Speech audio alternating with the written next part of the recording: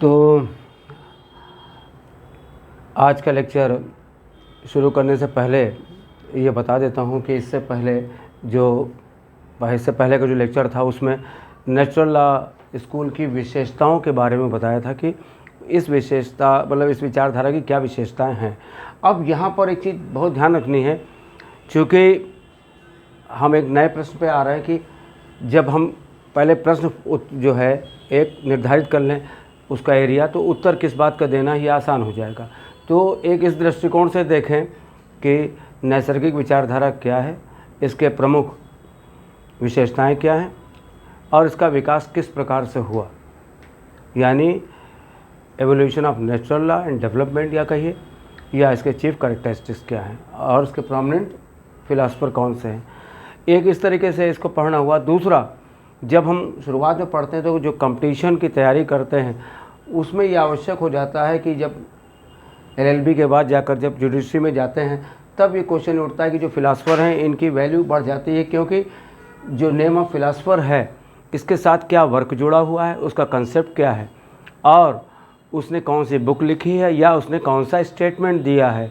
ये प्रश्न बाद में दिक्कत पैदा करते हैं। तो प्रारंभ से ये ध्यान कर लेना चाहिए कि जब हम अध्ययन करेंगे तो सबसे पहले ये आवश्यक है कि प्रत्येक विचारधारा या स्कूल में जो प्रोमिनेंट फिलासफर या जूरिस्ट आते हैं उनको सबसे पहले एक क्रम से या किसी भी आर्डर में आप लिख सकते हैं, याद करने के लिए आप उनको लिख सकते हैं। तो उसका मतलब ये होगा कि किसी दूसरे स्कूल से अगर मिक्स करेंगे और जब क्वेश्चन आएगा कि इनमें से ढूंढिए कि कौन नेचुरल लॉ से है, कौन एनालिटिकल पॉजिटिविज्म से, तो आप आसानी से और सुगमता से आप उसे फाइंड कर ले जाएंगे, ढूंढ ले जाएंगे। इसलिए शुरू से इसको अगर केयरफुली पढ़ेंगे तो जो लोग पढ़ रहे हैं शुरुआत से, तो इसके यहाँ तो मैंने अभी नाम लिख दिए हैं, आप लोग एक पेज लेकर उस पर एक काम करिएगा कि कॉलम बना लीजिएगा। तो पहले कॉलम में नेम ऑफ फिलासफर डाल लीजिएगा, दूसरे में कंसेप्ट वर्ड यूज़ कर लीजिएगा, अवधारणा, क्या इन्होंने अवधारणा दी है। फॉर एग्जांपल जैसे मैं एरिस्टोटेल कह दूं तो इट मीन्स अगर इनके कंसेप्ट के लिए जाऊंगा तो मैं इस पर क्वेश्चन बना सकता हूं कि कंसेप्ट ऑफ डिस्ट्रीब्यूटिव जस्टिस, वितरणात्मक न्याय किससे संबंधित है इनमें से, तो तुरंत आप बता सकते हैं कि ये एरिस्टोटेल से संबंधित है। उसी तरह से मैं कहता हूँ सोशल कॉन्ट्रैक्ट थ्योरी किससे रिलेटेड है, तो आप तुरंत बता सकते हैं कि हॉब्स लॉ ऑफ रूसो से है। तो इसलिए पहले कॉलम में नेम ऑफ फिलासफर, दूसरे में कंसेप्ट बनाइए और तीसरे कॉलम में अगर उन्होंने कोई वर्क किया हो या कोई बुक लिखी हो या तो उसके बारे में आप लिखिए। जैसे फॉर एग्जांपल हॉब्स की बुक के ऊपर अगर कोई क्वेश्चन कर दे तो हॉब्स की एक बहुत ही इंपॉर्टेंट बुक, बहुत ही फेमस है, लेवियाथन, तो आप तुरंत बता सकते हैं कि हॉब्स का जो वर्क है वो लेवियाथन में मिलेगा। उसी तरीके से स्टेटमेंट, एक कॉलम बना लीजिएगा, स्टेटमेंट क्या दिए, कथन किसने दिए हैं, कि जैसे कि आपसे बहुत से कथन पूछे जा सकते हैं इनमें से जितने भी जूरिस्ट फिलासफर हैं इनके जो स्टेटमेंट हैं वो पूछे जा सकते हैं। जैसे आप सिसरो को देखते हैं तो सिसरो का जो जूरिस्प्रूडेंस डिफाइन करने जाते हैं तो कहते हैं कि jurisprudence is the philosophical aspect of knowledge of law. तो ये स्टेटमेंट कैसे कंसल्ट करेंगे, तो इसके लिए कॉलम बना लेते हैं शुरू से ही, नेम ऑफ फिलासफर, जो विचारक उसका नाम, उसका अवधारणा कंसेप्ट कौन सी दी है, उसने बुक क्या लिखी है और उसने कथन कौन सा दिया है। तो ये जब चारों चीज़ें एक साथ लिख के याद रखते हैं तो इससे दो काम होते हैं। एक तो हमारा प्रतियोगी परीक्षाओं के लिए तैयारी हो जाती है, दूसरा हमारी अप्रोच क्लियर हो जाती है। जब कभी कोई ऐसे या कोई प्रश्न में नेचुरल लॉ के संबंधित कोई इसके विचारधारा के बारे में कोई भी प्रश्न आता है तो आप आसानी से किसी क्रम के साथ आप उसका उत्तर दे सकते हैं। तो बहुत ज़्यादा कोशिश करेंगे कि इसको रटने की ज़रूरत नहीं पड़ती, एक साइंटिफिक तरीके से, मैथमेटिकल तरीके से इसे दिमाग में रख लिया जाए। तो चलिए चलते हैं कि पहले कैरेक्टरिस्टिक्स देख लिए थे, अब हम देखते हैं क्रम से कि जो नेचुरल लॉ स्कूल है इसमें जो फिलासफ़र आ रहे हैं पहले उनके नाम देख लेते हैं, फिर किस क्रम में आए उनकी हेडिंग बनाकर भी याद कर लेंगे। तो natural law started with Greece philosopher. देखिए क्वेश्चन यहाँ छुपा हुआ है कि नैसर्गिक विचारधारा किसके साथ प्रारंभ हुई। तो अब ऑब्जेक्टिव क्वेश्चन जो जाते हैं तो बिल्कुल कंसेप्ट क्लियर होना चाहिए कि natural law started with Greek jurist, यानी जो यूनानी दार्शनिक थे उनके साथ प्रारंभ हुआ। तो हुआ जो फर्स्ट फिलासफर, कौन फर्स्ट फिलासफर था जिसके साथ शुरुआत हुई? तो पहली चीज़ क्या बनाई कि natural law started with Greece jurist, और पहले फिलासफर आपको दिखाई पड़े हेराक्लिटस। क्या नाम है इनका? हेराक्लिटस। तो इनका नाम जो है प्रोनाउंसिएट करते समय इनको टू पार्ट करिए तो हेराक्लिटस जो इनका नाम बन जाएगा। इनका वर्क बाद में डिस्कस करेंगे, पहले नाम देख लेते हैं। अब ये ग्रीस में डेवलपमेंट हुआ है और ये दिखाई पड़ रहा है सॉक्रेटिस, प्लेटो, अरिस्टोटल। तो इनको याद करने का सबसे अच्छा तरीका मैंने लिख दिया था यहाँ पर, SPA वर्ड यूज़ किया हुआ है, SPA, सॉक्रेटिस, प्लेटो, अरिस्टोटल। सुकरात, प्लेटो और अरस्तु इसको हिंदी में भी कहते हैं। तो इनको कैसे याद रखेंगे? तो एक विचारधारा है, आप कहते हैं स्टोइक वर्ड यूज़ करते हैं हम लोग, स्टोइक विचारधारा। तो ये यूनान में जिन लोगों ने, संक्षेप में यहाँ पर डिस्कस करते हैं बस, कि यूनान में जिन लोगों ने नेचुरल लॉ के सिद्धांत को मनुष्य के विवेक में, रीज़न में ढूंढना शुरू किया और उसे डेवलप किया कि विवेक जो है मनुष्य में जो पाया जाता है, जिससे वो ये निर्णय लेता है कि जस्ट क्या है, अनजस्ट क्या है, वो सभी प्रणालियों में, लीगल सिस्टम में समान रूप से पाया जाता है, यूनिवर्सली अप्लीकेबल प्रिंसिपल है। जिन्होंने उसे डेवलप किया, शॉर्ट में, संक्षेप में उसे यहाँ पर कहते हैं, वो स्टोइक विचारधारा थी यूनान में। तो जो स्टोइक विचारधारा थी किसके साथ जुड़ी है? तो मैंने इसको शॉर्ट में लिखा हुआ है SPA, इस्पा, यानी सॉक्रेटिस, प्लेटो, अरिस्टोटल। तो ये तीन लोग जो ज्यूरिस्ट हैं, वो फिलासफर हैं, ये कौन है? स्टोइक हैं। और ये सिसरो हमने ग्रीन कलर से यहाँ पर मेंशन किया हुआ है, सिसरो है रोमन फिलासफर है, लेकिन ये भी स्टोइक में आते हैं, इसलिए इसको अलग से कर दिया। तीनों जो है कैटेगरीज में क्या है, वो ग्रीस यानी यूनान से रिलेटेड हैं। इन्होंने डेवलपमेंट किया नेचुरल लॉ का। पहले क्रम में हेराक्लिटस के साथ में शुरू हुआ, Socrates, Plato, Aristotle and Cicero, ये रोमन ज्यूरिस्ट है या रोमन फिलासफर है। इन्होंने स्टोइक कहलाते हैं। स्टोइक एक संकल्पना, एक अर्थ है, इसको बाद में हम लोग डिस्कस करेंगे।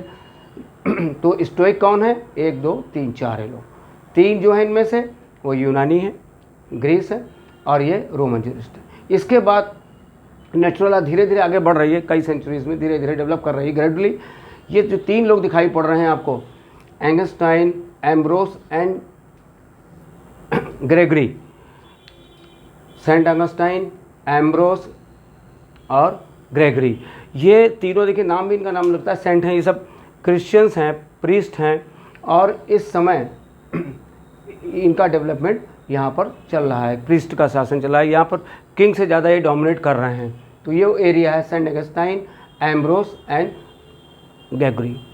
अब देखिए यहाँ पर जब आप आगे बढ़े तो यहाँ से देखिएगा इधर ये जो DR लिखा हुआ है, ये हमने डार्क एज कह दिया है कि नेचुरल लॉ के ऊपर जैसे कि सूरज डूब रहा हो, उसकी परछाई पड़ रही हो, अंधेरा हो रहा हो, तो नेचुरल लॉ पे डार्क एज अंधेर युग नहीं बोलना चाहिए, उसे अंधयुग किताबों में लिख दिया, लेकिन वो सही शब्द नहीं है। यहाँ का मतलब है डार्क एज का मतलब कि इनका जो प्रभुत्व है नेचुरल लॉ का, वो किन के हाथों में आ रहा है? प्रीस्ट के, जो चर्च है, इनके हाथ में आ रहा है। तो इसलिए यहाँ पर जो लॉ का डेवलपमेंट है वो इन्हीं जो प्रीस्ट हैं इनके माध्यम से दिखाई पड़ता है। इसके बाद मिडिवल पीरियड आता है, मध्यकालीन। ये इम्पॉर्टेंट एक आते हैं यहाँ पर, सेंट एक्विनस। तो देखिए ग्रीक ज्यूरिस्ट के साथ शुरू हुआ, स्टोइक आए, सॉक्रेटिस, प्लेटो, अरिस्टोटल, सिसरो, इन्होंने विधि का विकास किया नेचुरल लॉ में, कैसे डेवलप किया रीजन को। और डार्क एज में एगस्टाइन, एम्ब्रोस और ग्रेगरी आए। तो पहला क्रम, दूसरा क्रम हो गया। अब ये मिडविल पीरियड था, यहाँ पर एगस्टाइन आए हुए हैं। इसके बाद मिडविल पीरियड के बाद से एक बड़ा अच्छा आता है पुनर्जागरण काल, रेनेसां पीरियड आता है। ये बहुत इंपॉर्टेंट पीरियड है। यहाँ पर आपको परीक्षा की दृष्टि से काफ़ी अच्छा मैटर मिलता है, ऑब्जेक्टिव में भी। तो सबसे पहले याद कर लेते हैं कि मिडविल पीरियड के बाद रेनेसां पीरियड, पुनर्जागरण काल में कौन से लोग आते हैं। तो ह्यूगो ग्रोशियस, तो ऑटोमेटिकली सवाल आपके दिमाग में आना चाहिए कि was the father of the international law, अंतर्राष्ट्रीय विधि का जनक कौन है। तो आपको आंसर यहीं से मिलना शुरू हो जाएगा कि ग्रोशियस हैं। तो देखिए कितना इंपॉर्टेंट प्रश्न है यहाँ पर, ह्यूगो ग्रोशियस। इसके बाद इन्होंने जो कंसेप्ट लिया सोशल कॉन्ट्रैक्ट को, हॉब्स, लॉक और रूसो ने क्रमशः डेवलप किया है। तो देखिए इसके बाद थ्योरी डेवलप हो रही है पुनर्जागरण काल में। ग्रोशियस आ गए, हॉब्स, लॉक और रूसो। तो ये आपका पुनर्जागरण काल था। फिर यहाँ पर जब इनका प्रभुत्व बहुत हो गया, इन्होंने सोशल कॉन्ट्रैक्ट थ्योरी डोमिनेट करने लगी, तो कुछ समय के लिए 19th सेंचुरी में जो नेचुरल लॉ है वो डिक्लाइन हो गया, थोड़ा निस्तेज हो गया, उसका प्रभुत्व थोड़ा सा कम हो गया है। किंतु बाद में 20th सेंचुरी के आसपास उसका रिवाइवल हुआ, और रिवाइवल करने में आधुनिक समय में फुलर आए, प्रोफेसर फुलर। ये बहुत इंपॉर्टेंट है, इस पर आपको एक सवाल पढ़ना पड़ेगा, लॉ एंड मॉरलिटी पर, जो प्रोफेसर हार्ड के साथ में इनकी बहुत बड़ी कंट्रोवर्सी है, जो लॉ एंड मॉरलिटी पर बहुत ही इंपॉर्टेंट है प्रोफेसर फुलर। प्रोफेसर जी ने, ये थोड़ा कोर्स में हमारे LLM स्तर पे पढ़ते हैं इनको थोड़ा सा, और स्टेमलर, ये परीक्षा की दृष्टि से बहुत उपयोगी है। इनके स्टेटमेंट बहुत इंपॉर्टेंट है कि natural law with variable content, अक्सर पूछा जाने वाला सवाल इन पर आता है। तो अब आप देखिए ब्रीफ में इसको, आज के लेसन में केवल इतना याद रखिए कि नेचुरल लॉ के कैरेक्टरिस्टिक्स आपके पास हो गए। उसके बाद जो इसमें जूरिस्ट या फिलासफर जो आते हैं कौन से होंगे, तो चाहे उनको क्रम से याद रखना हो तो कैसे याद कर सकते हैं कि natural law started with H, Heraclitus, and then stoic आ गए। स्टोइक कौन थे? सॉक्रेटिस, प्लेटो, अरिस्टोटेल, आपको 3 लाइन से मिल गए, और सिसरो, रोमन फिलासफर। इसके बाद डार्क एज में 3 और आपको मिल गए, Saint Augustine, Ambrose and Gregory. इसके तुरंत पश्चात आप देखेंगे कि यहाँ पर मिडिवल पीरियड आ गया है, वहाँ पर सेंट एक्विनीस हैं। फिर इसके बाद चूँकि ये समय थोड़ा डेवलपमेंट हुआ, पुनर्जागरण हुआ, रेनेसां पीरियड आया, Hugo Grotius, father of international law, development of social contract theory, Hobbes, Locke and Rousseau दिखाई पड़े आपको। इसके बाद डिक्लाइन थोड़ा हुआ इनके प्रभाव की वजह से, बाद में इनका फिर से रिवाइवल, पुनर्जीवन मिला। और इसके लिए कौन लोग मिले? फुलर, जिने, स्टेमलर और ह्यूम्स वगैरह और भी लोग मिलते हैं, लेकिन इम्पॉर्टेंट यहाँ पर मुख्यतः इन लोग ही हैं। और इनके साथ चूँकि एक अलग एक यूनिट में एक सवाल डिस्कस किया जाएगा, तो इनको ध्यान में रखना है। नेक्स्ट चैप्टर में हम देखेंगे कि इनके क्या कंसेप्ट हैं, जो नेचुरल लॉ के जो फिलासफर हैं इन्होंने कौन सी अवधारणाएँ दी हैं और किस प्रकार से इनका योगदान रहा है विधि के विकास में। चलिए।